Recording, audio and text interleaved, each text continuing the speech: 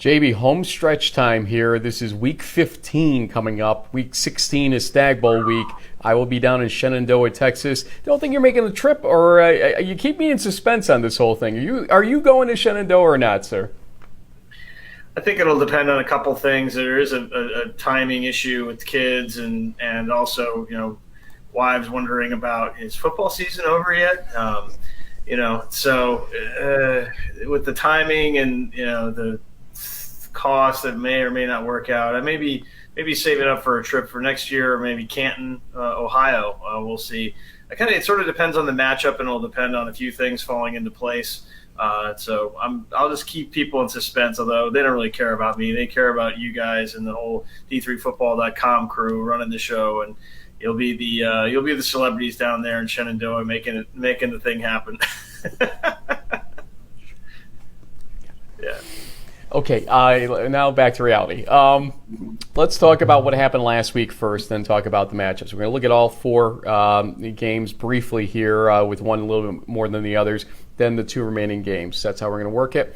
We have guests from three of the four schools. We'll explain that later. And it's a little takeoff on something you may have seen on D3Football.com actually today. Yeah, we're missing a finger. It's kind of like this instead of this. Yeah, that's it. Yes. Okay. That's why we do video, folks, so we can show you numbers in the air like that. It's great stuff. So let's talk about RPI and Johns Hopkins, the main game that we were focusing on last weekend, obviously being the East Region show. RPI tied Hopkins 7-7 on the pass you're going to see right here. It was near the end zone 4.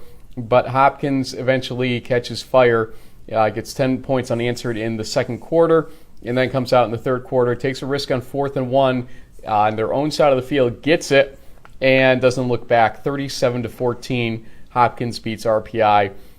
What's your takeaway, without looking too far ahead now, of Johns Hopkins, and what's your kind of 30,000-foot view of RPI at this point? I think Johns Hopkins offensively was better than we may have given them credit for. I mean, obviously they had the statistics, but we were thinking that the RPI defense would be able to shut them down, and that maybe the RPI offense would have some success. But really got to give credit to Hopkins. What we've seen in the last two playoff games that they've had is that they are really strong in making halftime adjustments and really putting teams away in the third quarter. They'll need some of those adjustments probably against the defending champions Mount Union and Alliance. There is some experience there. There are some guys on the team like the seniors and juniors who hosted the Raiders at their place in 2016. But it's going to need to be a combination of Tamaro really having a solid game and the Blue Jays defense making some plays, kind of like what Muhlenberg did, and then ultimately, at the end of the day, you have to avoid turning the ball over to guys like Lou Berry and others in that defensive secondary, because they kill you. Mount Union for years has killed teams. Every time they make a mistake, they make them pay for it with either a touchdown or some kind of point. So the Blue Jays will have to be better with ball control. Their turnover stats aren't great, so they're going to need to protect the football in order to have a chance. But 0 turnovers officially for both teams on Saturday. Very important number that kind of guided the way that game went, especially as the rain began to fall in the second half. Let's talk about the other game that you're just alluding to. Muhlenberg really held on well overall against Mount Union. Halftime score is 14-7 in favor of Mount Union. Obviously, the separation occurred in the second half. 10 points in the third quarter, 14 points in the fourth quarter against a field goal for Muhlenberg. Final score 38-10. Mount Union. Hey, hats off to the Centennial Conference. Muhlenberg challenges Mount Union. Johns Hopkins wins. Yeah. What are they now? At 8-1 or something like that in the postseason. So, hats off to the Centennial. You got hats off to Coach Milne in his first year as a head coach with the Mules. Obviously, he inherited a lot of talent. After Coach Donnelly, stepped down, but he's done a masterful job. We've seen teams, struggle, after losing a longtime head coach like that, and he really, took them to the next level, and should be really recognized. If he wasn't the Centennial Coach of the Year or one of the coaches of the year in the South region, he should be. Quite a job by Nate Milne. might be a little biased as a Hobart guy, but he definitely did a great job with the Mules, and we wish them well in the off season. We have no biases here in the huddle, none whatsoever. Come on. Hobart what? Union what? Oh, wait, don't look back there. Union what? Anyway, so Hopkins will be visiting Alliance. We'll talk about that in a few minutes. The other two games from Saturday, Mary Hardin-Baylor holds on against St. John's. It took an interception following an onside kick, following a touchdown by St. John's, 21-18. Mary Hardin-Baylor wins the game. It looked like they were going to just kind of cruise to victory early on with an uncontested touchdown. I mean, James, you did watch that game more than I did, so go ahead. And I have to say to all you St. John's fans who I picked against, to lose by 3 touchdowns, I was wrong. You guys are a lot better of a team than I mean, I knew you guys are a great team, but to only lose by 3 against the Crew in Texas is really impressive. Some of those interceptions at the end were a little bit of luck, some great playmaking. I mean, Urban did all that he could to lead his team to victory. There's a reason why he's one of the top quarterbacks in the nation. And boy, I mean, kind of there at the end, the Crusaders offense really, if it wasn't for that sort of, tipped 51-yard touchdown pass to Josie, things could have been a lot different in that game. The Johnnies really, pushed them to the limits, and a couple of things gone their way. We'd be talking about, a game in Minnesota or Wisconsin versus in Texas. So Crusaders, you guys got a tall order against you with Whitewater coming into town. You guys do not look like a national champion right now. You're strong for sure, but you looked a little more mortal than I think a lot of us, average fans, myself included, I guess, since I'm more of an East guy. I was kind of expecting a little more. We'll see what happens on Saturday. Now I'm going to balance the disclaimer here a little bit by saying it was the number 3 team in the country who was my number 3 team all season long that held on by a 3-point margin ultimately in that game. So according to my ballot and the way it's been, that should be what the score is. Okay, 21-18. I think I said it was a 3-point game, maybe a little different than that, 24-21 I think I said. And I also said that it would be St. John's trying to play catch-up toward the end of the game. And so it fell out just the way I thought it would. And I think Mary Hardin-Baylor is that strong team. I think they just beat a really good team. And it's tough to tell that sometimes on a video stream. Sometimes you got to be there to see these games to really, understand the size, the speed, pace of game, etc.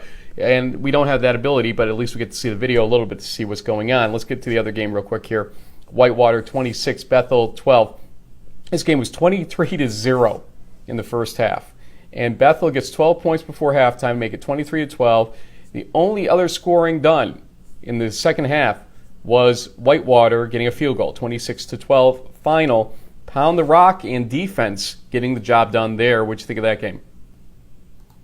Yeah, I mean, that was a game where, with some of the weather conditions and whatnot, basically you had 2 running backs from Whitewater rush for over 120 something yards, and Cole Wilbur, the quarterback, really struggled. He only completed 1 pass, I think, on 9 attempts. So certainly not the kind of day that I'm sure he wanted to have. And we talk with a Whitewater player a little bit later on in the show, and we asked him about that because really it was the defense that kind of had to pick up the slack to a certain extent, since the offense was a little bit one-dimensional. But ultimately, it didn't really matter. They jumped out to that lead, and they were able to hang on and look pretty strong coming back into the semifinals. We were this close to getting Coach Lance Leopold into the program. He had a family emergency that popped up. We would have loved to have gotten his perspective, because there's a lot of questions going on. Is Whitewater back? Are they going to be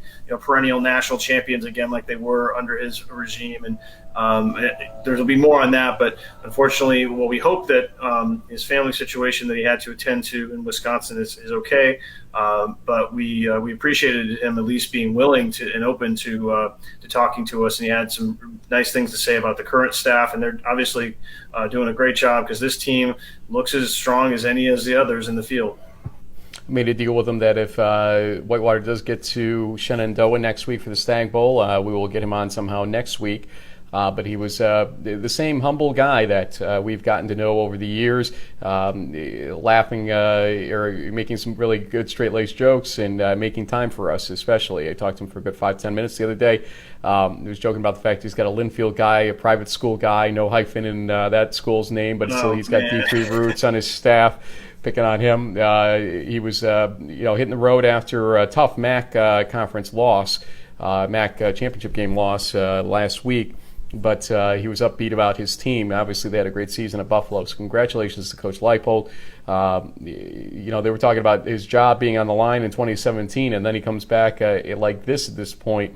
Maybe he deserves a different job at this point. Who knows? We'll see what happens for him down the line, although the MAC championship would have gotten him a better bowl game. He does have a bowl game nonetheless to prep for, so good luck to him and his team. And thanks for his time this week. Let's talk about one thing before we look at these games. All region. All East came out. I got my ballot in on Sunday, and I was happy to see a lot of the guys I voted for actually made first and second team, which is always really comforting thing to see. But Players of the Year, it was a Brockport sweep. Coach of the Year, not so much. Go ahead, JB. Well, that was Ralph Acernia from RPI, who we did see tweet out not long after that. He didn't make it about himself. He wanted it to be the coaching staff of the year plus the East Region Team of the Year. And so, it was sort of a double whammy, maybe a double entendre there. Coach Acernia always makes it about his team, his staff, his players, and so I'm not surprised that he tried to shine the spotlight a little bit elsewhere. And he certainly deserves, and that team deserves the kudos. Maybe a Lambert Cup from the ECAC in February at the down by Giant Stadium when they have those banquets and whatnot. So, at the end of the day, they were the last East team standing, and they deserve kudos for that. Indeed. Joe Germinario, Offensive Player of the Year for the East Region. Austin Dean, the Defensive Player of the Year for Brockport, which was very good. Tackle. Look, Jake O'Connell was an interesting thing for me when you saw his name pop up on the ballot and he was nominated.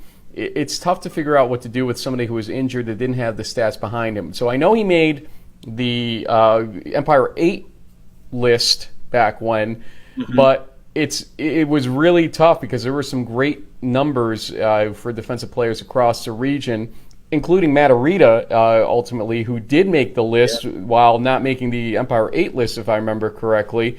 So, that's weird. You don't always think that the conferences lists will match the region's lists. We do look at these things, folks, and we do look at the numbers. And, I do look at sometimes, he made first or second team on this conference list. Okay, that's good to know. But now let's dive into the numbers because I see something astonishing here. Triple-digit tackles or, double-digit interceptions or, things like that stand out.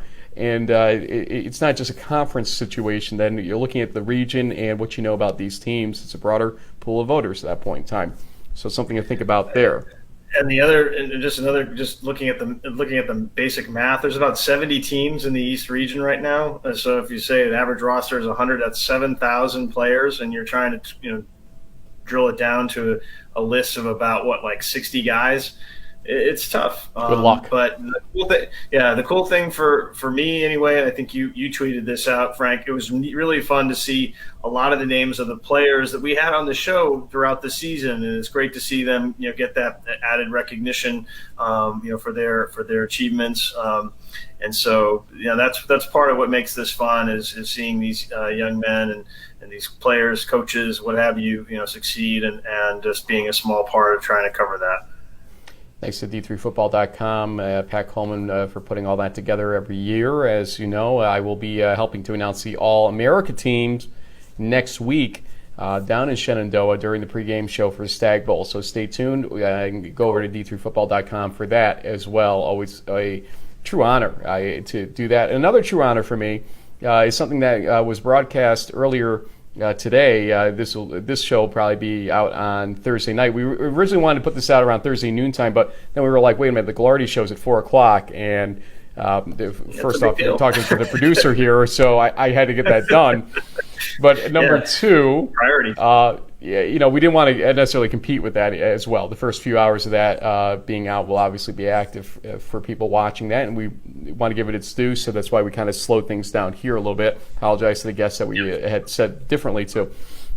But the other honor is obviously involvement with the Gagliardi Trophy. We're not awarding it in Shenandoah, but we will probably be making an announcement down in Shenandoah next week as to who the winner is. But we did announce the 4 finalists, and a couple things stood out. First off, very, very good candidates. Go watch the video. We're not going to belabor that point. The things that just stick out, though, for our show, I guess, is no East Region players. There were 2 nominees, obviously, Joe Germinario and Nick Giorgio.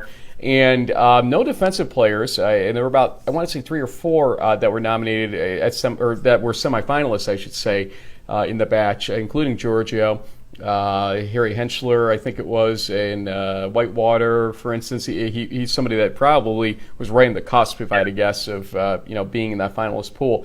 Won the fan vote, in fact, by a few votes. It was close against Jackson Erdman. So. Your thoughts on the Gagliardi situation? Again, look, it's a tough job. There's 40 votes here, so it's spread out. Although a little, the balance of votes may be slightly more Midwestern than, let's say, Eastern or Southern or whatever. But at the end of the day, we've had East Region guys get to the finalist spot before, so we can't say, this is fixed rig system, which is apparently what a lot of people like to call everything these days. But it's not, but obviously you're going to have to catch the eye of voters if you're an East Region guy with some numbers, I think, or as a defender for that matter. Yeah, I mean, it's definitely a taller order for defenders to win these, Player of the Year awards, because all the stats are really much more geared towards offense, like thousands of yards, how many, touchdowns, and but the tape sort of tells the story too. And having watched, Erdman play, for instance, against the Crusaders. He's a really great quarterback, and it really shows. And so, I was playing a little devil's advocate, maybe speaking tongue-in-cheek, that it would be kind of ironic if the Johnny's Club gives the trophy to the Johnny's quarterback. Sometimes that happens, but I mean, if you look at some of the statistics, the film, he's certainly deserving to be in that Final Four. It's disappointing that players like Joe and Nick couldn't make that cut, but out of 13 down to 4, there were definitely going to be some guys left off the table. From what I saw of the sort of the preview that you showed me, the one player that I do have some familiarity with is Hayden Bowserman from Shenandoah University. I've seen him play against Hobart these last couple of years. He's obviously been coached by Scott Yoder, his former Hobart defensive coordinator, was in the Liberty League for a long time. Hayden's statistics are, I mean, wow. It's like something like 6,000 yards passing, and the fact that he made the final cut with a 5-5 team really says about how much he really can play and what he can do. He might be a little bit of the dark horse, given that this is more of a Midwestern-based pool of candidates this year. But still, it's a great group, and it should be really exciting to see who finally takes home the trophy. Again, next week we'll make that announcement, and there will be a ceremony at or by the school of the winner. Ultimately, instead of doing it down in Shenandoah, the ceremony will be done for the winner nearby, so folks can attend. Let's see here. I guess it's time to preview the semifinals, and we got the tails of the tape, which seem to be people's favorite thing that we produce these days. So let's get to it here. First up, it is Mary Hardin-Baylor hosting Wisconsin Whitewater. This is the 6th time these teams are matching up. In 2006, as you'll see on the screen, that regular season game went to Wisconsin Whitewater. 2007 regular season, same thing. 2007 playoff game, same thing. 2008 playoff game, same thing. 2013 playoff game, same thing, despite Mary Hardin-Baylor being that close to winning. That's 0-5, and that's an interesting situation there. But when you look at the stats here, the tail of the tape says that Whitewater has a defense and an offense that are only a few yards off in terms of averages, what Mary Hardin-Baylor gains and gives up in a game. The difference maker seems to be turnovers, plus 30 UMHB. And then plus 11 for Whitewater. Yeah, I mean, really the two things that jump out at you when you look at this is really at the bottom. The plus 30 turnover margin is incredible. We saw that they needed an extra 3 of those to hang on to beat the Johnnies last weekend. So and at the end of the day, the point totals with UMHB are a little deceiving, Frank, I think, because if you take out some of their conference opponents and these teams that they're blowing out 91 to 0 or 8 or whatever it is, 7, and all these, they're clobbering teams. The last 2 or 3 seasons, their average margin of victory against playoff caliber teams is really 21 points thereabouts. So, I think what we saw in the last Saturday's matchup against the Johnnies is that they're not like this, 50-point behemoth that you get from some of this tape here. And same thing with Whitewater. I mean, they're a tough team. They're going to grind it out, but this is going to definitely be a close game that's going to really hinge upon, sort of who flinches first defensively, because both are strong rush teams. The quarterbacks didn't really play great in the prior weekend's round, so it might be a big pass play here or there that makes gives some separation that they're going to desperately need, and so. And it could go either way. These are definitely as pretty evenly matched as it gets, especially when you look at the numbers across the board. Let's go to some interviews. First off, we had a little bit of video issue, a couple issues this week with some bandwidth on the sides of folks not familiar with our software, I think, and it's okay. They're still usable video, but we do apologize for some of the fits and starts that this video especially takes, and that is going to be with Bryce Leszczynski with this, and actually I think we do the intro right in the video, so let's go to that. JB, let's bring in our guest from UW, as they say, and here's one that is a true asset to that defense, and we'll talk to him about how things went on that Saturday game against Bethel.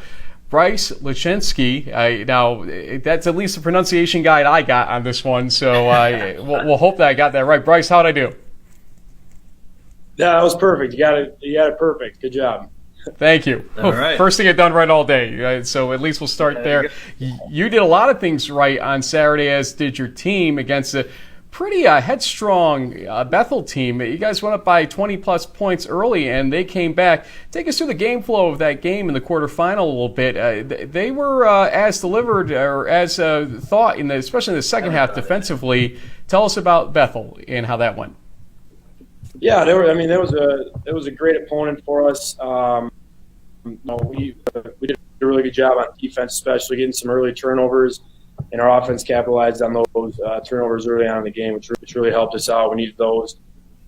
Gained us a lot of momentum in the first half, and then second half came around. They had some momentum going.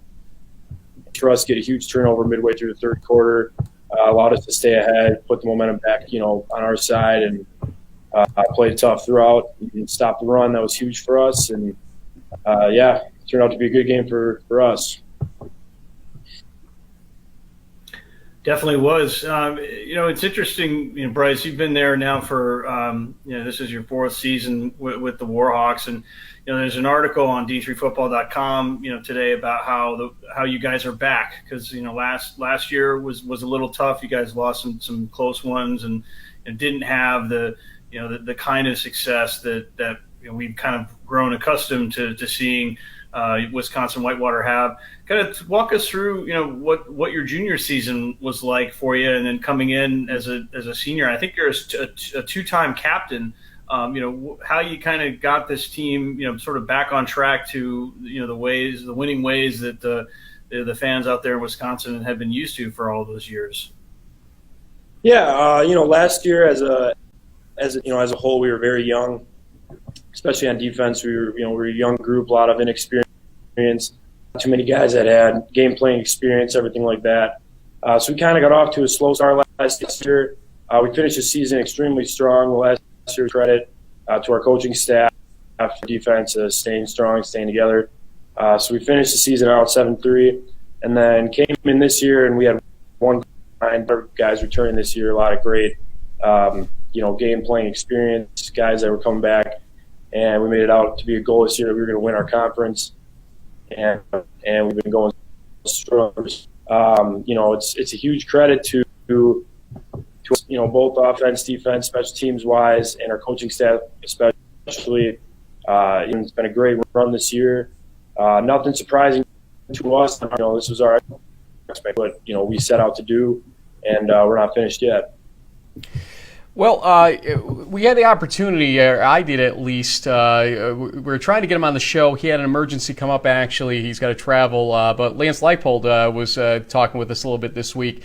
And, I asked him, essentially, and we were going to ask him on the show, what has led to the success at Wisconsin Whitewater? And his response to me this morning when he texted me back just to tell us the bad news he couldn't join us was administrative and community support, tradition, culture, facilities are reasons for success, in my opinion. Kevin Bull's made a few changes staff-wise, but when we left, we took 4 assistants also, so he's put his stamp on it and done great. You came in, I think, right as he was exiting. Do you agree with Coach Leipold's assessment of why this team is where it is right now? Yeah, I agree 100%. There's a lot of tradition around here, and it's been like that ever since I got here. It's been like that, because we have a lot of coaches on our staff that played here, and it's been a foundation for our program is the tradition, sticking to the process, doing things, focusing on the details every single day.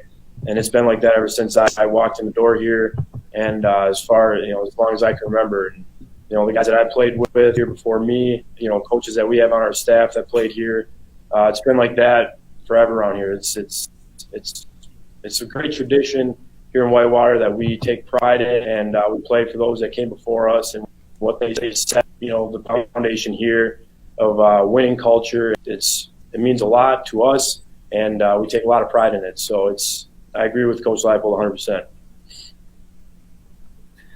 Bryce, one of the things that really stands out to us in this game coming up against Mary Hardin Baylor, it's the old was it immovable object against the irresistible force. So you guys have one of the best rush defenses in the country. You're a linebacker. You definitely, I'm sure, pride yourself on stopping the run. You're holding teams to less than 78 yards per game, but you're going up against an offense and a Markeith Miller running back who's racking up about 250 per game. So something's got to give there.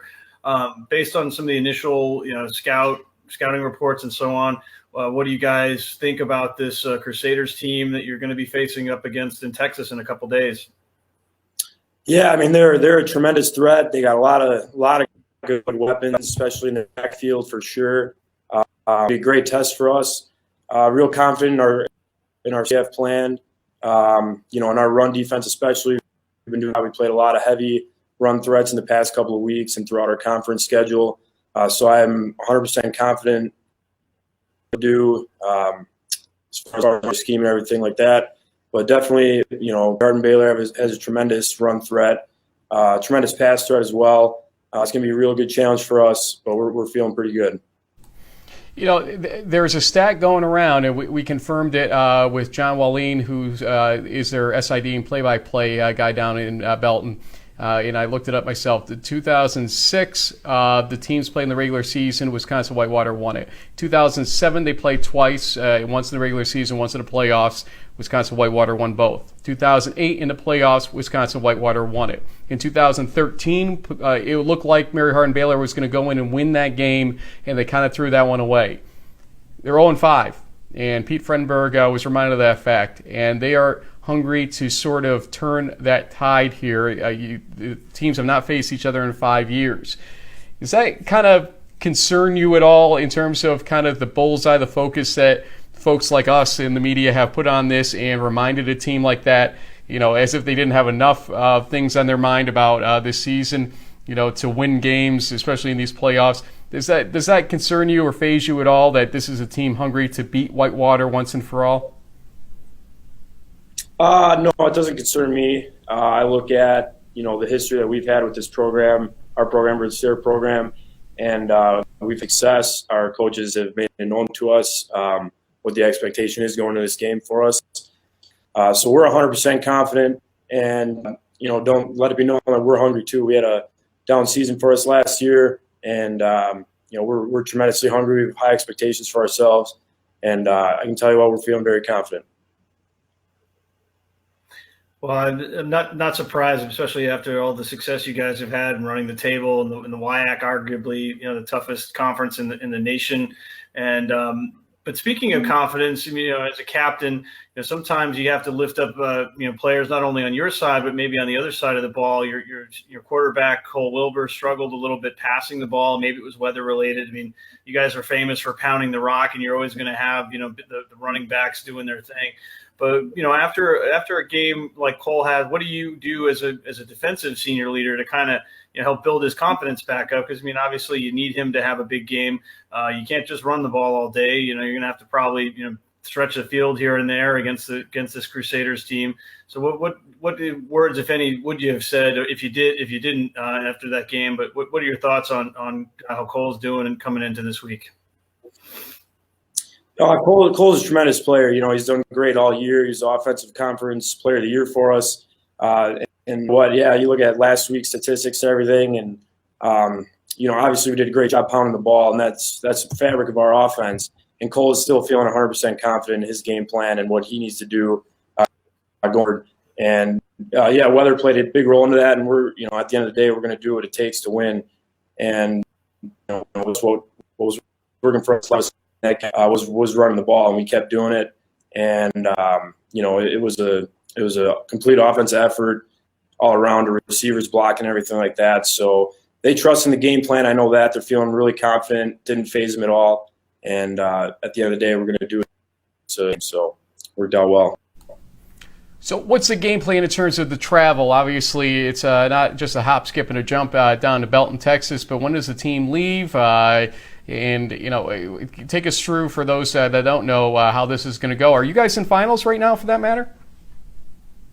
No, we have finals in a couple weeks here. So what we've been doing, we've been practicing, and leaving Thursday. We'll be flying out of Madison, Wisconsin here, getting down to Belton, Texas in the evening, and getting ready to play on Saturday. So we're looking forward to it. Last time we were able to fly out here was in 2015. We flew to Ohio, semifinal game, and so for a lot of guys, this is their first plane ride. So everybody's pretty excited. Looking to have a pretty fun trip.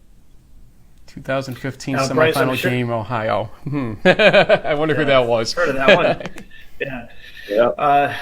Bryce, this is probably above your pay grade. These are what administrators and coaches have to think about. But in the event that you guys win on Saturday, you'd have another game in Texas. Less than a week later. Do you think the team would stay down there, or do you have to go back home to Wisconsin and then turn around and fly back down to Texas? Is any of that? It came up from a question. We got a question from a fan about it. It's obviously not a player's decision to make this kind of a call, but I was just curious if you had heard anything about if you guys were to win and you're already in Texas, do you stay down there and you practice and get ready for the Stag Bowl just since you're already down there? Yeah, people have thought about that, but honestly, we haven't talked about that at all, so I have no idea what we would do. That's something I guess about after Saturday, but we're 100% focused on winning this game. We can't talk about the next game until we win this one. So as a team, we haven't discussed anything like that. True senior captain. One and one, or 0-0 with one to go. Is that how it always goes, even in the playoffs, right? So, hey, Bryce, we want to thank you for joining us. In our tradition here, as always, is to give the players their shout-outs for any family, friends, teammates, coaches, whoever may be watching. The floor is yours. Bryce Leszczynski, I will get it right eventually again, I promise. It is your time for shout-outs. All my coaches, all the teammates, everybody in our program that's involved, all the alumni, everybody that's out there looking out for us, cheering us on. It means a lot. We're not going to disappoint you. And thank you guys very much for having me. Appreciate it. And thanks for all the coverage you guys do. Thank you, sir, and good luck. Good luck on the travel. Good luck on the game this weekend, and we will be watching that one for sure. Bryce Leszczynski with us here on In the Huddle, and that is our Wisconsin Whitewater discussion. Let's hold off before we go back into this game, you and I, and bring in. We had asked for TJ Josie earlier in the week, but we didn't realize he had 4 final exams and was graduating Friday. And we were trying to get a player guest then after that kind of fell apart. And, John Wallin, great SID. We really appreciate him. He kind of was like, well, would you like a lowly play-by-play guy who's your SID? He does both not the down first there. time we've had either a play-by-play or an SID, a guy on our show. We've had plenty, sir. And we called him up and said, hey, you got 15 minutes right now? And he said yes, and we learned a lot about the team from talking with him. So here is John Wallin with us. JB, they're in finals, I believe, is what's going on down at UMHB. So trying to get a player guest is not an easy deal, but we want representation as much as we can get it, and we want to talk Mary Hardin-Baylor football, obviously. So let's bring in John Wallin, who is the SID and play-by-play voice. This voice can be very familiar to the crew fans out there, to join us and talk about Mary Hardin-Baylor. And, boy, what a tussle on Saturday. John, welcome to In the Huddle, and how's that voice feeling?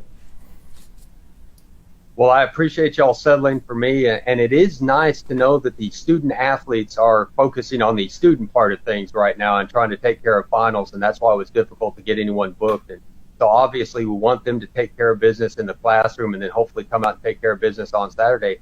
And it was a great game to call. Hopefully my voice is holding up pretty well, but, it was fun to see St. John's in person. We've heard so much about that program, and they were as good on the field as they were off the field, just like we expected, and a great game. And it was a whole lot of fun to call, and a little bit more fun because UMHB was able to hold on at the end there and get the win. You sure were, but and John, what I love talking about with guys like you, I mean, you know the team inside and out, and so we've kind of watched from afar. We're East Region guys or whatever, but you're right there. You have a good feel of the pulse of this team. And would really like to get your assessment on the the Crew's offense. I mean, I think statistically everybody knows that the Crusaders' defense has been real strong. This past season, you guys have been going with Jace Hammock at quarterback. He's looked really great at times. He's struggled at times. Markeith Miller really has been doing a great job carrying the load from a running back perspective. But now you guys are in the semifinals. You're against one of the biggest teams in Division III as far as size goes. They have a real tough rush defense, Wisconsin Whitewater, having called games against them in the past. What are your thoughts about, are the Crusaders going to have a challenge of moving the ball against these guys, or, is it going to be sort of business as usual for the Crew? I'd love to say that it's just going to be business as usual, but it's always a challenge to move the ball this time of year because you're down to 4 teams, and every one of those teams is here for a reason because they're very, very good on both sides of the football. And unfortunately, we're all too familiar with the job that the Wisconsin Whitewater defense can do against our offense. And we want to run the football, and when you have a weapon like Markeith Miller, you need to be able to run the football, and it's not going to be easy, and there are going to be plays where you either take a loss or fight hard for no gain. But we also want to be able to spread the field, and we have some weapons at wide receiver and feel like we have some speed on the outside that we may not have had previously in some of the previous years, and would like to take advantage of that. And if we are able to get the ball out quickly to some of those wide receivers, let them make plays in space, it opens things up maybe where you can take shots down the field, and it opens things up for Markeith as well because the offensive line can open those holes because you're having success, and it slows down the run defense just a little bit because they have to account for the wide receivers. They have to account for backs coming out of the backfield and catching passes and things like that. And it takes somebody out of the box, and hopefully it does open up some run lanes and you can diversify the offense a little bit. John, last year, I think it was my 11th Stag Bowl. It was the lowest scoring Stag Bowl of that batch when we were in Salem. And the one kind of difference maker seemed to be at the quarterback position at the time. Carl Robinson III, I think was his full name back when, was just not a throwing quarterback to the degree that D'Angelo Fulford was against Mount Union last year. And so we all kind of went into the offseason saying, well, they got to rectify that. And obviously, Mary Hardin-Baylor tried to by getting a complement of quarterbacks in. Luke Poorman, Denarian Thomas is in there as quarterback right now, and Jace Hammock, as we're pointing out. Jace, after Luke goes down with an injury, seems to have a sore shoulder right now. We're not sure what the nature is. We're not going to ask you because I know you're not going to tell us anyway what the situation is there. But nonetheless, is that quarterback position in a better shape right now from what you can tell? And was this team really built for a national championship this year based on what the changes were going into this season? We really hope so. And one of the things that has been kind of one of the hallmarks of this program is when we do lose games late in the playoffs, you try to learn from that and move on. And we learned some things last week, and fortunately that was from a win, and you get a chance to make those corrections and hopefully improve on things as you move forward into the semifinal game this weekend. But one of the difficulties we had with quarterback last year, and I don't want to speak ill of Carl Robinson III, he did a great job for us and helped us get to a Stag Bowl, which you can't diminish by any stretch. He had a difficult time, and I think the phrase I would use is throwing people open. Waited for there to be windows. And as you guys well know from covering games at this level, that doesn't necessarily happen in a national championship game, and you have to be able to throw some guys open and make throws before they come out of their breaks. And Jace has done a great job of that. He has a good command of the offense and really does a nice job kind of coming up to the line and seeing what the defense is presenting and trying to take advantage of that and get us into the right play call if he needs to check out of something. And so I do feel like because of Jace's experience and just the time he's been playing the game. Carl was a freshman last year, Jace is a junior, and has been through a lot of big games and has a lot of good experience, that he is a little more suited to be able to do that. And I don't think he'll be quite as phased to play on the big stage as maybe we were at quarterback last year. And then we also do have the ability to bring Denarian in, and he provides a little bit of different dimension. I mean, we've seen Jace, and he runs, and he's not afraid to try to run over people, which always gives our coaches a little bit of pause, I think. You don't want to risk that this time of year. But Denarian can come in and provide a little different option. He can run the ball well, and option was not a play on words there. I didn't mean to try to slip in a pun. But Denarian is really kind of in grasp of it, and I think it was a tremendous experience for him to get the number of snaps he did against Barry 2 weeks ago, and not only build confidence in himself, but for the other 10 guys that are going to be out there on offense with him to build some confidence and know that whatever he has to do when he comes into a game, he has the ability to do it, and he can go out there and he can throw the deep ball if he needs to. He can throw the intermediate passing game, and then obviously we feel like he's a threat in the running game as well. Yeah, we certainly saw that in a 51-yard bomb to Josie. That was a pretty dramatic play in the game last Saturday. But John, one of the things that we hear sort of from maybe the critics or media or prognosticators with against the Crew is that you guys will get a lead and then you get conservative in your offensive play calling. I mean, maybe it's because the defense is so strong that you just have the confidence in them to make the plays, to pick off Ergman like they did to save the day. But being in the broadcast booth, seeing as many Crusader games as you have, is that a fair criticism that sometimes that the Crusaders do sort of take their foot off the pedal, so to speak? And do you think that they will need to keep that pedal down for the rest of these playoffs, or will they just keep doing what they've been doing because it's been working? I mean, you guys are basically only have one loss in the last 3 seasons, so it's definitely working for a certain extent. I think the game plan going into Saturday will be to try to take some shots down the field. And one of the things that I asked Coach Fredenberg that on our coaches show this week about, you hear the criticisms about the predictability, about maybe getting conservative. One of the things was we did not have great field position. You want to try to limit the mistakes because when you get to this level, you see what a huge difference a turnover can make in a game. And fortunately, we were able to get 3 takeaways against St. John's and ended up making the difference in the football game. So especially last year, I think they were trying to limit Carl in terms of not putting him in a position where he had to make a play to win the football game. And I think they have a little more confidence in Jace this year that he can go out and make that play if we need to. And the 51-yard pass to TJ was obviously a great example of that. And it was nice to see a shot down the field. And it was something that was very much needed. The Johnnies had closed to within 3 points at that point at 14-11, right back in the game, had all the momentum in the world.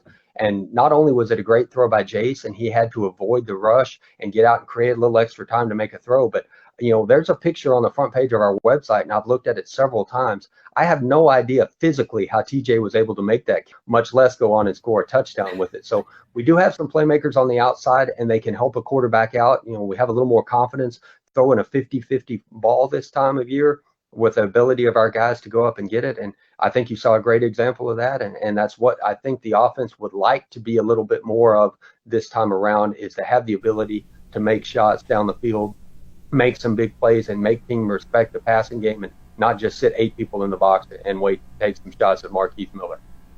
So during the post-game press conference on Saturday, I think we got a dadgummit out of Coach Fredenberg during that when somebody brought up the record against UW-Whitewater, the opponent this Saturday. I think 0-5. Is that accurate? Somebody brought up historically against Whitewater. And, I mean, is this a team that's a bugaboo for Mary Hardin-Baylor for any particular reason that you can tell? The pound the rock mentality? Well, what is it about this team that has created that disparity, or whatever the disparity is right now? Because I do know there's more wins than losses for Whitewater, but what is it about this team, John? You've seen them probably a few times yourself in your role. Give us the 30,000-foot view from a crew fan and SID and play-by-play voice of what we should expect to see and why this year will be different. Unfortunately, you're exactly right. It is 0-5 against Wisconsin-Whitewater, Frank. Thanks for bringing that up again. I took a little rap on the knuckles from Coach Fredenberg about mentioning that during the coaching show as well. But it is 0-5, and one of the things is you have to give credit to Wisconsin-Whitewater. They've been really, really good each of the times we've played them. And, there's been a play here or there. 3 of the 5 games have been very close. We had a regular season game where Wisconsin-Whitewater ran the opening kickoff back for a touchdown, and then it ended up a 7-3 game because the defense has just dominated from there on out. We also played a semifinal up in Wisconsin where the field was frozen.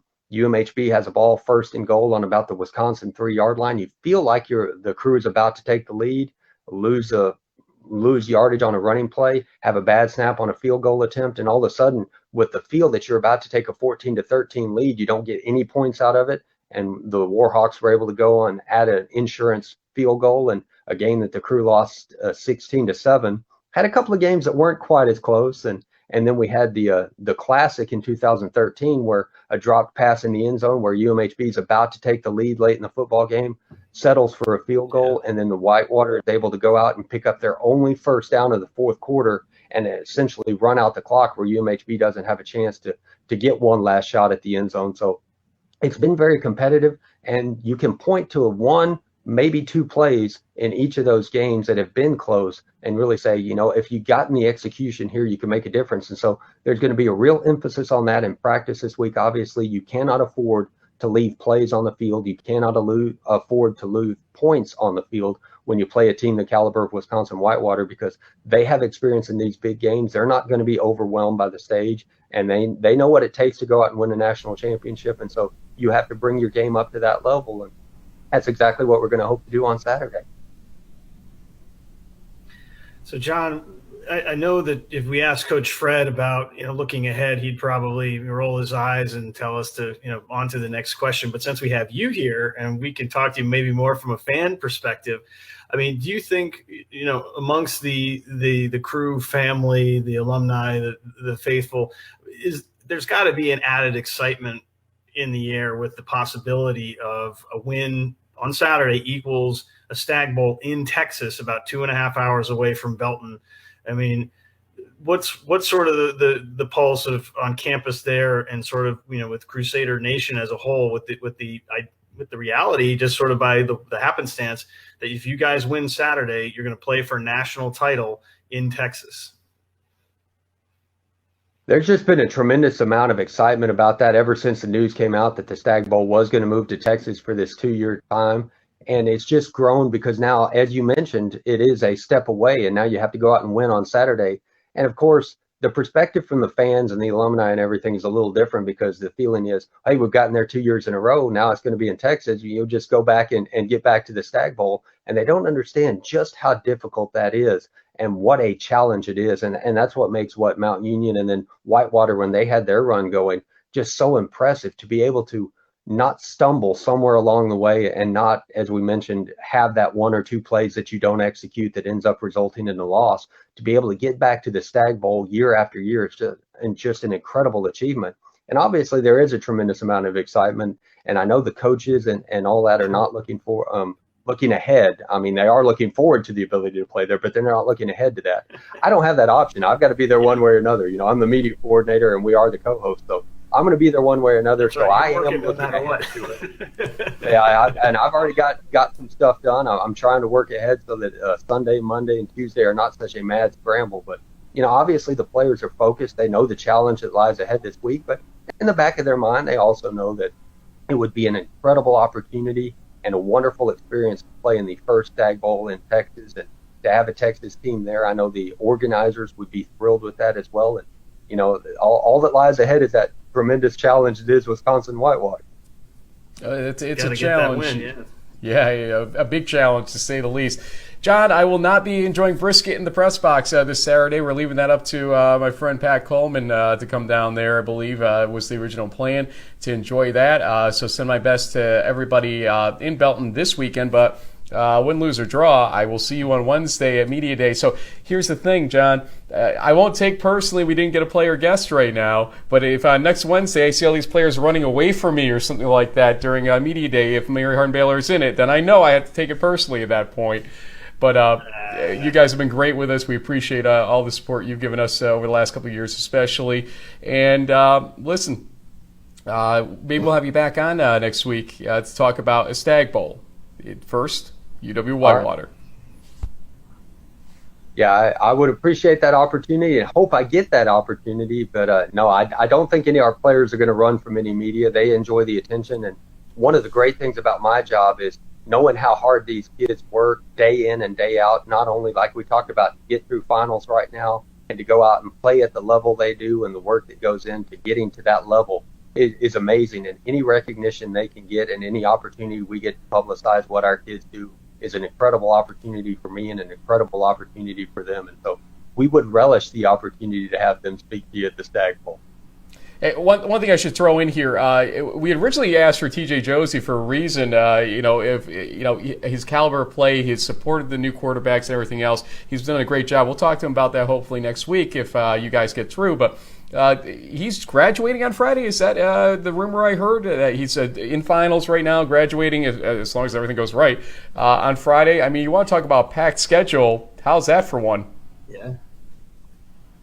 Well, you mentioned that, and I hope it's not a rumor. I hope it does come true. But one of the reasons he was not able to do it, he has two finals today. He will have two finals tomorrow, and then he will graduate on Friday. And he's going to miss a little bit of the practice today because they have graduation practice, and he's got to know where to go out there and line up. You talk about getting lined up on the football field, how important that is. You got to get lined up right at graduation, too, and make sure that you're in the right spot and get that diploma.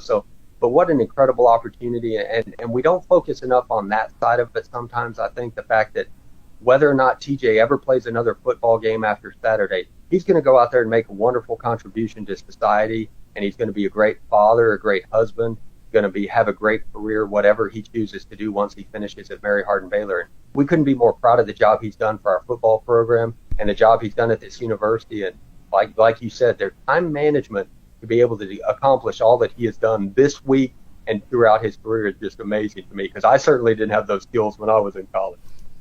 We don't have them right now, James or I, trust me. John, thanks so much, and good luck this weekend.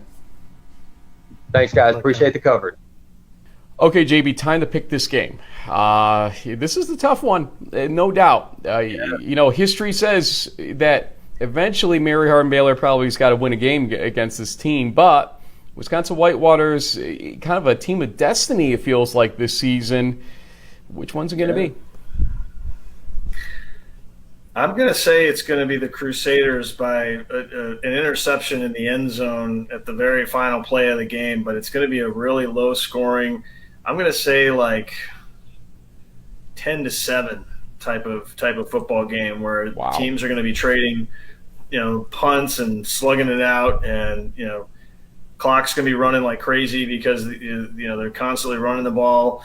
So I think it's going to be a real close contest, kind of like the one that I think we saw in 2013 that came down to a field goal or a missed field goal. It's going to be one of those kind of games. Might be 17-14 or something like that. But this is going to be a really old school, lots of rushing, lots of defense, and then I think it'll ultimately hinge upon, is there going to be a fumble that sets up the other team with a real short field that they can capitalize and then let the defense sort of ride it out. So final score officially is? Okay, I'll say 17-14. They'll score a couple more points than just 10 or 7. Okay, and I'm going to pick the Crew 24-14, but it's one of those late scores that's just going to make it that way ultimately. I think the Crew probably plays a tight game with them and then gets something at the end of the game that pulls away to 24-14. We'll see. Defensively, these two teams are very good. 210 to 240 basically is their allowances on both sides of the ball. So you're right in terms of what's going on there. We got one more game to talk about, and first it's Hopkins, or not first, but it is Hopkins versus Mount Union. And David Tamero throwing 35 passing touchdowns. So has D'Angelo Fulford, I believe, this season, if I'm reading this correctly. Yeah, it's kind of exactly the same, yeah. And now some would argue that Fulford doesn't play a full game all the time, and so maybe he could have had higher numbers than that. So you got to consider that in fair. That. Turnover margin, though, again, plus 18 Mount Union, plus 5 for Johns Hopkins. And the score difference isn't that different. 9 points is whatever, really, when you get down to it. The yardage, offensively in Hopkins' favor. Defensively, Mount Union, they have that 1-1 a little bit there. 50 yards. 50, but now let's talk reality. Okay, here's a team in Johns Hopkins that nobody's given a chance to. But our guest, Addison Quinones, joined us to talk about 2 years ago when nobody gave him a chance. And you know what? They played a pretty tight game in that situation, JB. So let's actually go to that interview right now, and then we'll come back and talk about this game and some other stuff as well, which we prefer not to talk about, but we're going to. It's just the way it works here in the Huddle. But here's Addison. JB, the Mount Union game, we want to talk about that, and we're going to bring in a Johns Hopkins representative who played in a game a couple of years ago against Mount Union at Johns Hopkins when they had lost to John Carroll that year in the regular season, of forced Mount Union to travel. Addison Quinones is with us here, and strong safety for the team and a great all-around player for them. Addison, welcome to In the Huddle. Thank you for having me. I appreciate it. No problem. And so let's talk a little bit about the Blue Jays season. I was there on Saturday and got to talk with a lot of the offensive players, but haven't got to talk to many of the defensive players. Robert Fletcher, the freshman, was a guest of ours, but haven't talked to the experienced, senior defensive players like yourself. Kind of take us through, the last few seasons into this season. What kind of got you guys back into the position to be basically history-making for your program here with a trip to the semifinals after a little pause last year? Well, the first 2 years I was here, we definitely were great on defense. And then the past 2 years, as you know, we lost a game in the regular season, and that kind of got us fired up. So after those games, both years, we just needed to answer the call pretty much. And this year we have a lot more schemes that we have on defense, and we all need to play for each other, and we all understand the defense as a whole overall a lot better this year. And I think that's really helping us to play well and be able to help out whenever we.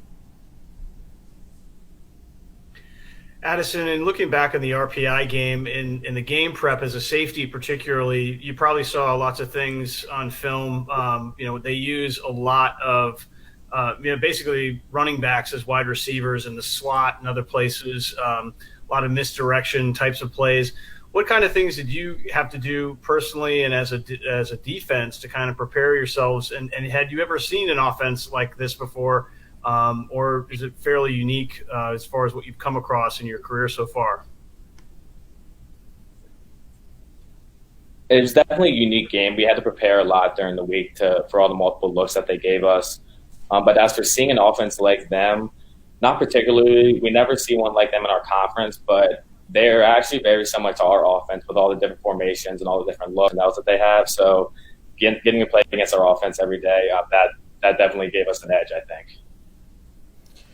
So, Addison, a couple years ago, as I said in the open to our interview, you played against Mount Union. It's a team that is really, the top of the heap as it comes in Division III. You know that. You're from Pennsylvania, so you know better maybe than some of your teammates in that national roster you have just how strong they are from hearing about them around you all these years. So a couple years ago, was it kind of like an awe factor that came into that game? I think you had 7 tackles in that game, if I remember correctly. But was there an awe factor when they came into town for that game? And how does this one maybe play out differently now that you've already seen them once before a couple of years ago? For me particularly, I think there was an awe factor just because I was young at the time, so I hadn't really faced a team of that caliber. But then again, playing it when we played them 2 years ago, we played here on Homewood Field, and that definitely helped us to settle down and realize that we can definitely be in this game with them. And for that helping us this year, we know what they're going to try to do to us, and we know how we can play with them. So it's not going to be as much of a shock as it was 2 years ago.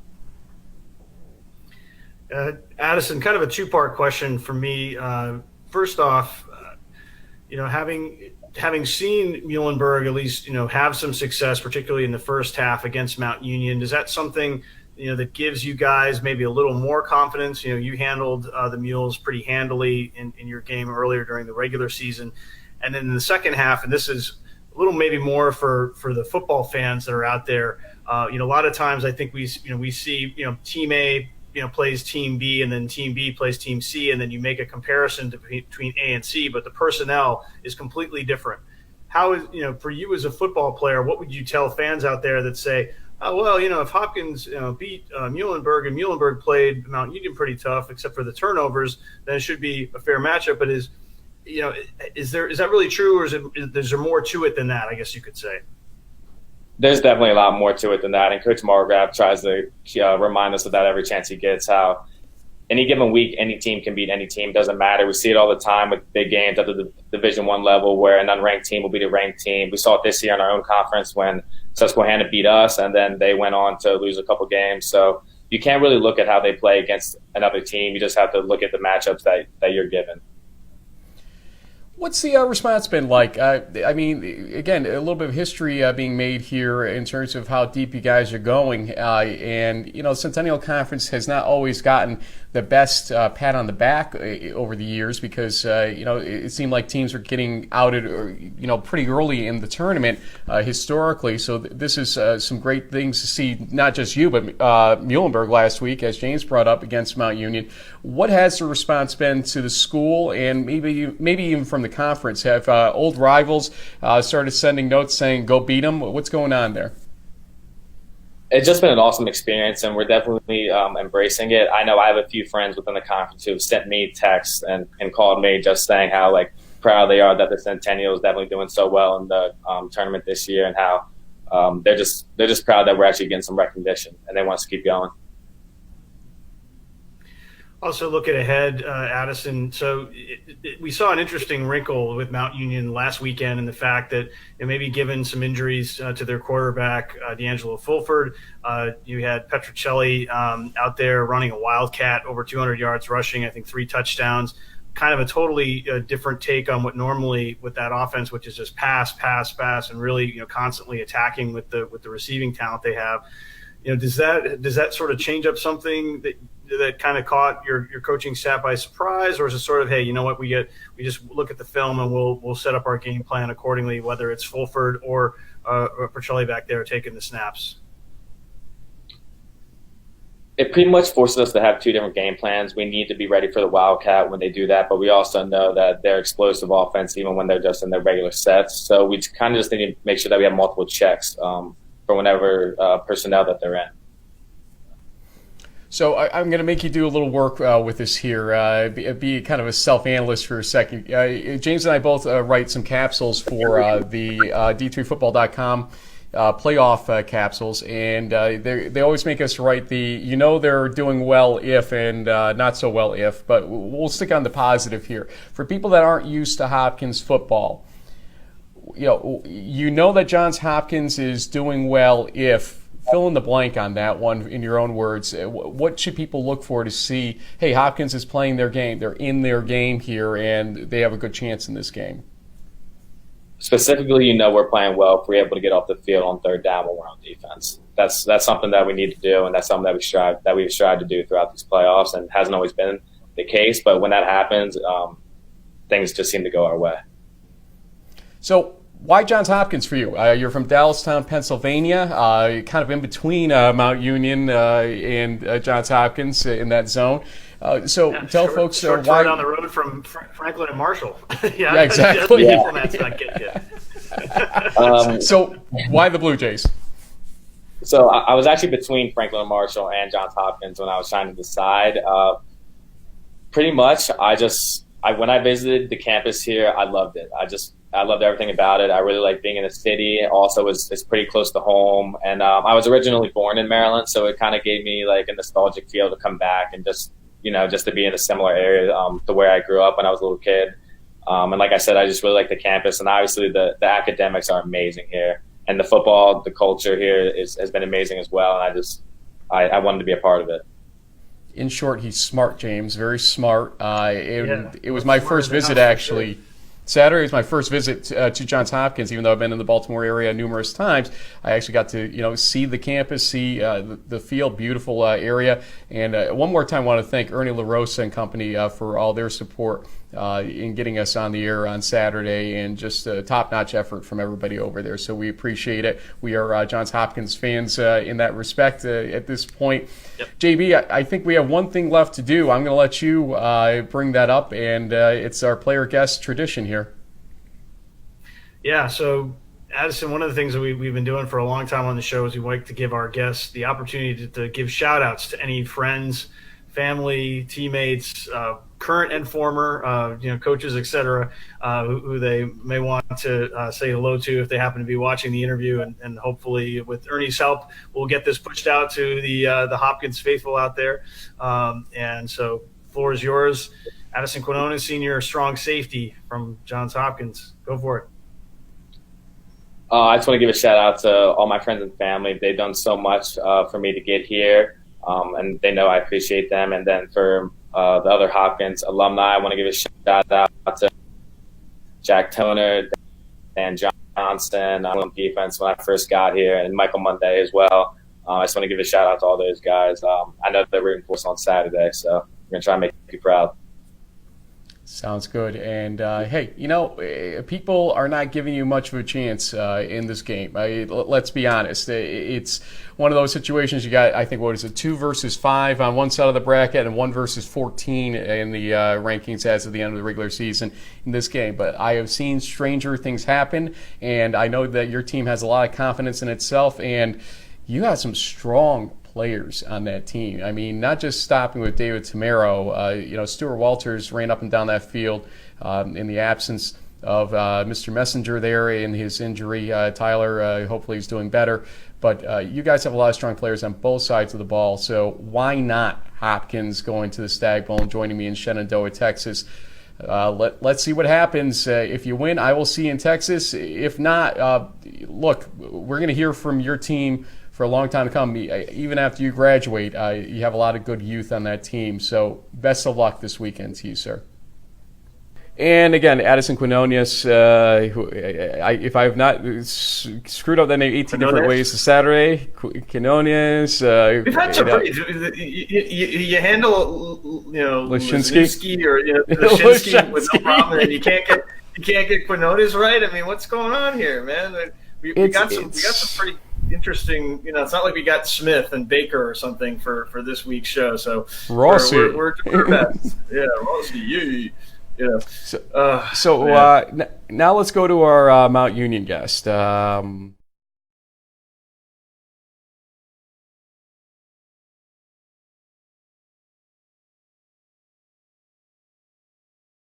Apparently, no. Okay, so funny. I know everyone. So 3 out of 4, man. Yeah, that's true, and we almost had Lance Leipold. So here's, in full disclosure, this week what happened. We put an honest attempt out to get Mount Union guest, be it a player or coach or former coach. So literally, I think you asked for a player. I can't remember which one it was at this point. And I think it was Barry, who was also happened to be previewed in the D3 football story, kind of by, I think it was coincidence more than anything. I mean, he had a very pivotal pick six in the game against Muhlenberg, so it sort of bared, to mention, especially with going up against the number one offense in the country, you'd probably want a defensive player. He's a senior. He's had a great career for Mount Union. We would have loved to have talked to him, but we're basically said, hey, nothing personal, but it's a pass. So we tried. And so then when we thought we had Lance Leipold, and again, I was him last minute and unable to join us because of an emergency, we had requested, or I did, Larry Karras, who is somebody that we've talked about bringing onto the show many times in the past, and I put out that, and I got, oddly enough, the same exact wording of the response you got, which was about nothing personal, we'll take a pass. To which I replied, actually, it is personal, and that's okay. In terms of it's personal on their side. Obviously, we're asking to, publicize their team, their players, their coaches, whatever, on this show. So let me explain, and I hate doing the dirty laundry game here because it doesn't really belong in the public domain, but at the same time, I've heard enough of it come back at me from behind the scenes from people explaining things being said and done in the background, and so why we know it's personal is essentially this. Last year, when D'Angelo Fulford's legal matters came up, we reported on them at D3Football.com and then also on this show.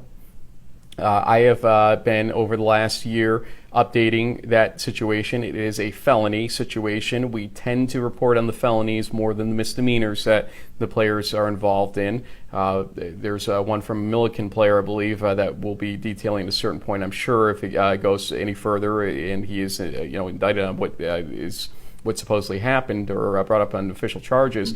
So we're following that, for instance. So that was a major story. Okay, a felony, the bench warrant that occurred back then and everything else.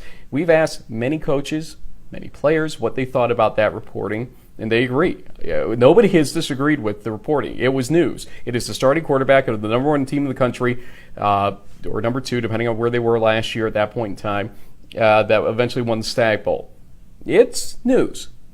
Okay, so we reported on it, and from that point forward, I'm not going to tell D3Football.com's story. That's Pat Coleman's to tell, and you can see some of that in the Lou Berry story that you referred to, which was a good story nonetheless, but they didn't get access to Lou Berry, which is disappointing and probably something that robs Lou Berry the opportunity to tell his story in his own words. But okay, we get it. But the point being this. We're being robbed access or avoided access or whatever you want to call it because we reported news that everybody agrees was news. And it's a really petty feud. I got to say it. And the common link between this show and D3Football.com is me. And I have let it be known that I don't appreciate or approve of the fact. We do this show, and we've said this before during our Brockport situation early in the year, we do this show on our dime, in our way, as really something to give back to the players, to give back to the D3 community. And yes, sometimes we have to report on news that is uncomfortable. We get it. But we also follow it up because this offseason when D'Angelo Fulford reached out to me personally to talk about his legal situation to the degree he wanted to or could, and everything else that had transpired last year with the Luke Porman situation and whatnot, I couldn't quote him. I couldn't put out the exact transcript of what he said because it was off the record per se, but he asked me to go ahead and push out some of the main thoughts or points of view that occurred in that conversation, and I did. And I think I was very responsible in the way I handled it. I didn't to try to make him look bad in any way. I think I made him look pretty good about the whole thing. In fact, I reported on what his attorney said a couple months earlier when I was down there for one of his calendar calls. So here's the thing, folks. We report on the bad news. We try to give the balance at the end of the day to try to, provide the other side of the story to the degree we can. And if a school can't appreciate that fact, well, there are 249 other schools, and we'll gladly go to them, sure. But that robs your student athletes. that robs your fans. That robs a lot of people of, this stuff. The, getting to know the players, the exposure. Look, doing these interviews, we've been told by Liberty League folks from the years we've done this, is a huge thing in giving their players confidence, because they're basically going on a broadcast, old days live, now recorded, and learning how to handle these things. Okay, as a lawyer, that's why I did broadcasting all these years, because it makes me a better lawyer when I'm speaking in court or wherever. It helps. So these interviews have multi-purposes out there, and again, you can deny us access, sure, but who is it helping and why? And I challenge Larry Karras to answer that question. Okay, I've heard it from Lenny Reich enough times, their SID. Let's go to the athletic director at this point.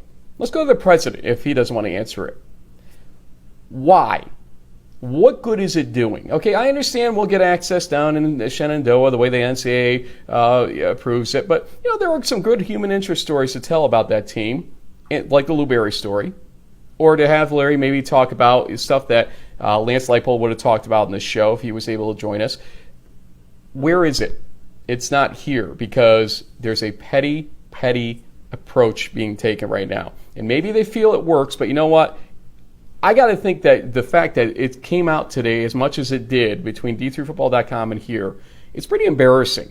Because essentially, because somebody reported on a player's felony and you didn't like the reporting, and subsequently people were threatened after that and also denied access, that's the right way to be.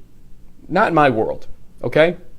In the private sector, and you are in the private sector just like me, James, that's not the way the world works. It's pretty laughable and juvenile to go in that route. And so that's what we have to say about that. We'd love to hear from Larry Karras as to why that's the correct approach to take, because it is personal. We hear plenty of stuff being talked about us and D3Football.com behind the scenes. We know what's being said, guys. Loose lips sink ships, and there are plenty of loose lips out there. We know, okay? We're not going to act like we're just one big happy family when stuff like this continues to happen. We would love to make amends. So here we go. It's your turn. Feel free. Anything to add? I think at the end of the day, we both are trying to come with a common goal, which is to support these Division III athletes in a way where they normally wouldn't necessarily get as much coverage. I mean, this is maybe a bad example, but can you imagine if Nick Saban told ESPN or some major network, like, you know what, you can't talk to Tua after the national championship game. It's just unavailable. There would be a storm of that would follow that. And, I think we're all trying to be on the same team here, but, and the thing that I think is a bad look, particularly for Mount Union, is it's sort of like if there's smoke, there's fire kind of thing. And, they've obviously been at the top of the heap for a long time. And behavior like this just kind of draws that. It takes a little bit of shine off the trophy, I guess is one way to say it. And I think at the end of the day, everybody just needs to kind of grow up and just move on. Maybe, say your apologies or whatever, and just, just move on, because it is, like you said, it's a little bit childish, and it's unfortunate because, I mean, after December 14th, it's not likely that a player like a Lou Berry, who's 5'7", 165 pounds, is going to be playing professional football. This is his opportunity, and it's just a shame that there's only certain people that are apparently allowed to broadcast that. So anyway, I guess that's well, look, and we're going to go and approach this like we do every other year, okay? We're going to go down and broadcast our shows and the game, and wear funny suit jackets on the sidelines and whatever else we do every year. Okay, we're going to do that as normal. And if it's Mount Union down there, which we'll talk about who we think it will be in just one moment, we're going to give them the coverage they deserve as much as anybody, okay? That doesn't change our approach. Like I said, it's not personal on us to them. It's the other way around right now. And so it is what it is. Despite all the stuff we just talked about, we still wanted them on the show. We still did. Not to embarrass them, not to bring this up, but to talk football. For goodness sake, That's what we're here for. But sometimes legal matters are part of football. And if you can't understand that or accept that, this ain't the sport for you guys. Okay, go try something a little softer, I guess, because football has the highs and the lows more than any other sport out there. I wanted to say it's just the way it is. And Mount Union wins this game by 20. Hopkins is going to have enough offense to stay with them early. They pull away in the third quarter. I say Mount Union does by the score of 40-20. What do you say?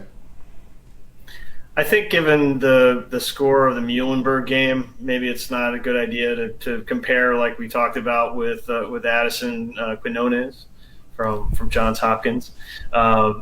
I think it's going to be more of like a 38-21 game, but I will also go with the Purple Raiders. The defending champs are going to punch their ticket one more time. Well, Hopkins, like we've said, and there was a story about this yesterday on D3Football.com, they are not strangers to them, although the wording of that thing may suggest that they had gone to Alliance the first time. They did not. That game was played in Baltimore, so keep that in mind. This is their first trip. And one other thing that I would add is, and I mentioned this on Twitter, is that it's everyone's focusing. At the bottom of our banner, we have number 14 versus number 1, number 5 versus number 2. From the committee's perspective, this game is number 3 versus number 1. This is the third seed in the tournament playing the first seed from the bracket, and then on the flip side, it's basically 1 versus 1. So it's not like Johns Hopkins is out of their depth. They purely earned their way into this game. They have the best offense in the country. They have a defense that statistically is comparable to Mount Union's. So, hey, this should be a good one. I do feel, though, at the end, Mount Union just has a few more playmakers. They've shown it on a number of occasions with guys like Blueberry. And so I do think the Raiders will win it. But, it's just a good matchup. It's not just a throwaway game because they're not as highly ranked in the poll as everybody else. JB, I know you got to run in a second here. I think we reached almost the end of our agenda here for this show. Final housekeeping is quick hits with the official predictions from other people besides myself coming up on D3Football.com on Friday. The Round Nation podcast also for them. They do a great job. No previews from us. It'll just be Pat and Keith this week doing that. The games will be on ESPN3 staggered this weekend. Check your listings for that based on your time zone. And Stag Bowl, I will be down in Austin on Tuesday, Shenandoah on Wednesday. We'll get to see some of the Mount Union folks probably at that point and probably get an earful for what I just said. But you know what? Yeah, I'd rather be honest. You should get a white jacket with a big bullseye on the back of it, or maybe. Ralph Isernia might want to loan me the bullseye. I'm thinking up at RPI. Congratulations to him as Coach of the Year and his staff as well, because as he said, they all share in that recognition. Congratulations to Brockport, again, on Offensive and Defensive Players of the Year there. And congratulations to the Gagliardi Trophy finalists that were announced earlier on Thursday. Until next week, sir, where we will do some coverage, regardless of whether you join me in Shenandoah or not. We will have some coverage on in the Huddle side of the world. Folks, thanks for joining us. And if you're an East Region folk not watching us any further, thank you for being there all season long. But come back, try one more time with us before we call it quits for the season here. We appreciate everyone watching.